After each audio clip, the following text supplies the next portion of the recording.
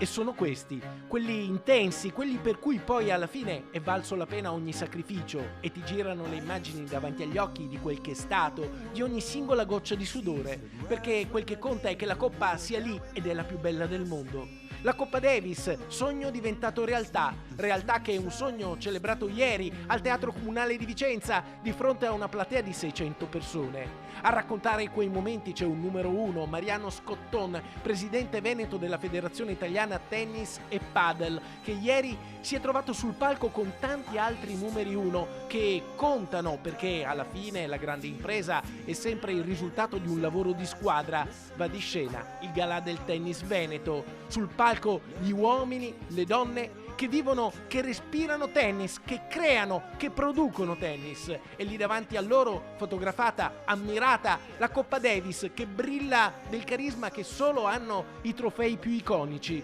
Una serata straordinaria con i due capitani azzurri, Tatiana Garbin e Filippo Volandri. Tanti gli aneddoti raccontati, condivisi, è un grande messaggio. Il lavoro, alla fine, paga. Questo è la risultante di tanti anni di lavoro, solo che si pensi che quando abbiamo ricevuto il mandato tanti anni fa, in Veneto c'erano 11.000 tesserati e adesso sono oltre 50.000.